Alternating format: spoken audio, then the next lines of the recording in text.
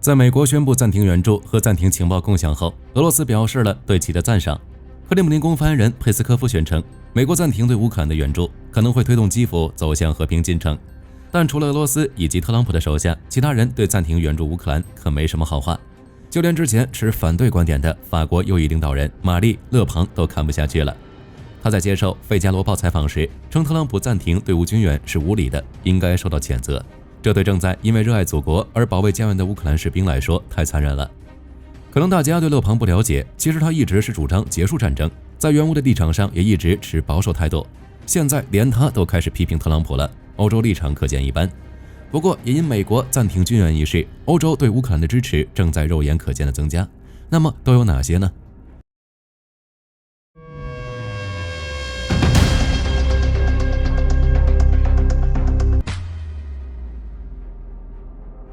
据《世界报》报道，德国现任总理舒尔茨将与梅尔茨会晤，讨论对基辅的额外军援。报道称，这笔资金将超过30亿欧元。由此可见，德国朝野在支持乌克兰的问题上是没有大分歧的。随后，梅尔茨还在和泽连斯基的会谈中表示，德国愿意在支持基辅的过程中发挥主导作用。同时，他还对特朗普展开了严厉的批评，称之前他在白宫和泽连斯基的争吵是蓄意的挑衅。截至目前，在所有欧洲领导人中，梅尔茨可能是抨击特朗普最有力的一位。此外，梅尔茨还宣布将大幅增加9000亿的德国国防预算，其中4000亿将直接用于军费，这将是2战以来德国的转折时刻。这一切都是俄乌战争所带来的变化，而特朗普的立场更是一针催化剂。与此同时，据路透社报道，挪威方面正考虑启动1.7万亿美元资金来增加对乌克兰的军援，不过尚未透露具体的援助计划。报道称，挪威坐拥着世界最大的主权财富基金，几乎和整个俄罗斯的经济体量不相上下。而且自俄乌全面开战以来，挪威一直对俄罗斯保持着强硬立场。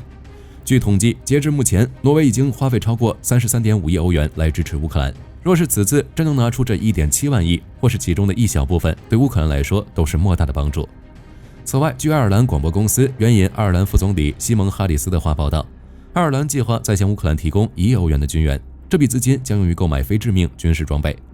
报道还称，乌克兰政府还批准了一项法案。该法案将取消该国向海外部署维和部队时需要联合国许可的限制，这意味在俄乌停火后，他们很可能将和欧盟一起向乌克兰派遣驻军。这再次表明，支持乌克兰已成为欧洲的主流共识。实际上，除了匈牙利和欧尔班和斯洛伐克的飞科外，欧盟里几乎没有反对乌克兰的。而刚刚得到的消息，法国总统马克龙在3月5日晚间发表电视直播讲话时，进一步阐述法国在欧洲安全局势和乌克兰问题上的政策主张。他指出，如果美国不再站在我们这边，我们必须做好准备。同时，马克龙当晚还在巴黎会见了匈牙利总理欧尔班，就欧洲安全局势和乌克兰问题协调立场，为即将举行的欧盟峰会做准备。显然是要劝说欧尔班和欧盟保持一致。其他欧洲各国也纷纷加大了援助力度。据俄罗斯卫星社3月4日报道，波兰目前有48架 F-16，但由于资金不足，该国正在节省用于维护 F-16的资金。例如，其军方将放弃为飞机涂上可以降低战机对敌方雷达可见度的涂层。然而同一天，波兰总理图斯克就在新闻发布会上明确表示，已计划从欧盟分配的复苏基金中拨出3000亿兹罗提，用于国防建设和军工产业。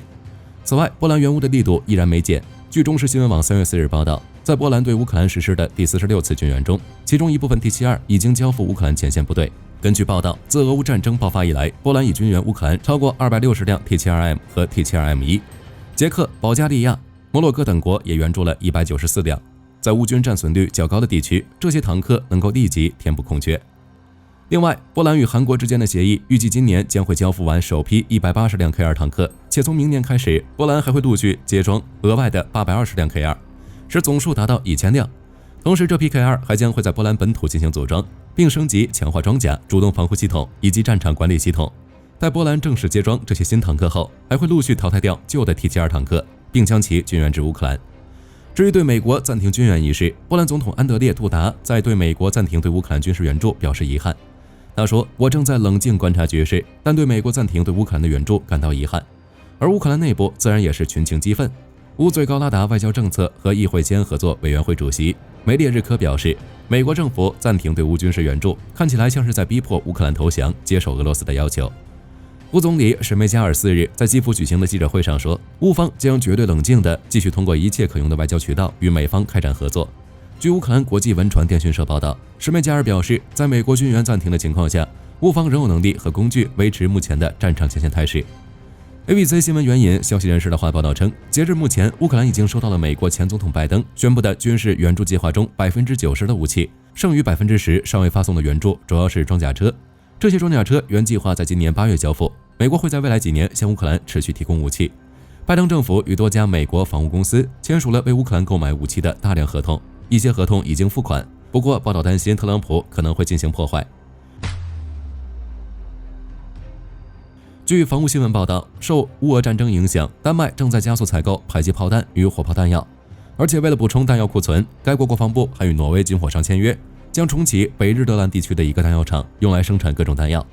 根据报道，这个弹药厂原属丹麦军方，曾于2008年出售给了 EXPAL 公司，但由于多年亏损，该公司于2020年关闭。随后，乌俄战争爆发，受援乌军资以及战争局势影响，丹麦开始补充弹药库存，也因此有意重建该弹药厂。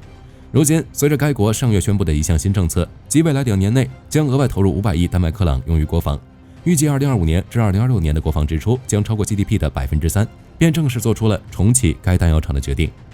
丹麦国防部表示，未来这家弹药厂将由挪威的纳莫公司负责，主要用来生产155毫米与120毫米炮弹，以及5.56毫米与7.62毫米弹药。一旦生产设施建设完成，便可正式投产。不过目前双方仍在进行最终协商，以确定弹药正式生产的时间表。据战区报道，美国空军已将通用原子和安杜迪尔公司目前研发的无人战斗机正式命名为 YFQ-42A 和 YFQ-44A， 以此作为协同战斗机计划的第一阶段，或是增量1计划的一部分。按照美国空军说明，这2款无人机型号中的 Y 指的是原型机， F 为战斗机， Q 是无人机， 42及44代表两机设计编号， A 则是系列设计的第一版。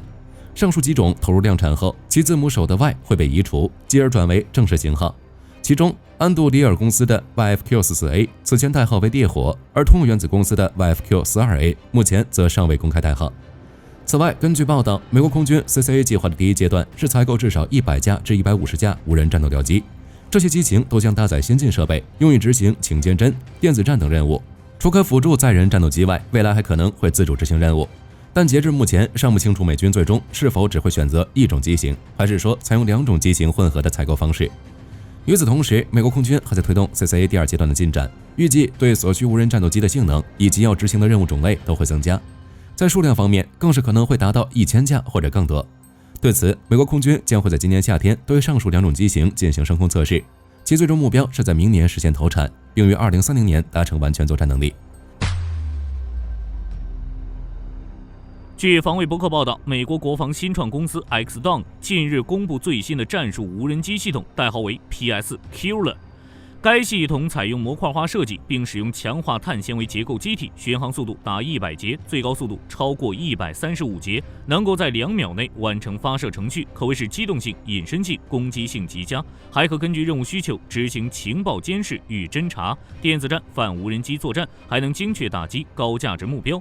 其中，在执行常规作战任务时 ，PSK 内建反无人机作战功能，采用连续撞击技术，可实现一次发射摧毁多个空中威胁，包括装甲目标等，确保战场制空权不受干扰。还具备可扩展的蜂群作战模式，能够同步攻击多个目标。此外 ，PSK 系统还可与指挥控制单位进行实时数据交换，进一步增强战场态势感知与协同作战能力。在执行突击作战任务中 ，PSK 可通过 AI 驱动目标获取技术，快速精确辨识敌方动向，借此高效协助空中机动部队以及特种作战单位夺取战略要地，确保任务成功。在执行勤监侦任务时 ，PSK 可搭载先进的热成像传感器，使其能够在低光源或者是恶劣天气环境下运作，强化整体的侦察能力，为前线部队提供实时情报。此外，其还能够无缝整合到联合作战体系，支持轻步兵、特种部队与骑兵单位，侦测范围可延伸至战场打击区域，甚至是前沿战斗区之外，